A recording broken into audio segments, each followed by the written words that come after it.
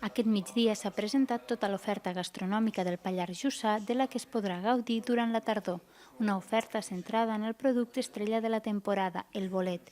Es comptarà amb menús especials en 9 restaurants de la comarca, les jornades micològiques i, per primera vegada, la cuina de fira. Rememorant les fires, la nostra tradició firaire, no? La nostra tradició de les antigues fires ramaderes on es comprava i es venia el bestiar, i aquestes fires anaven lligades amb una tradició gastronòmica, una tradició on els nostres restauradors i també les cases particulars que acollien els firaires feien uns plats especials per aquests dies. Lligat amb aquesta història, hem decidit recuperar la cuina de fira.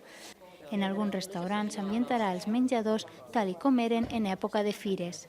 Paral·lelament també es podrà gaudir de la ja consolidada tardor gastronòmica del bolet, on els restauradors ofereixen aquest producte tan de moda en infinitat de possibilitats culinàries. La falera aquesta boletaire, amb els diferents programes que s'han fet últimament, molta gent s'ha aficionat molt.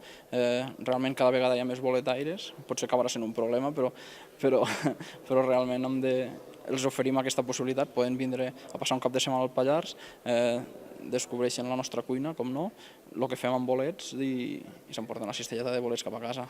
Finalment es compta amb les 12enes jornades micològiques, des d'on es divulga la cultura boletaire en general. Jornades que hi ha des de xerrades, amb gent experimentada amb el tema dels bolets, com sortides al bosc a buscar bolets, que això sí que és una bona pràctica, potser per aprendre més de pressa el que és el bolet i les diferents derivacions que en té, i després també, lligat una mica amb les xerrades, també fem una sèrie de degustacions de productes encaminats al bolet.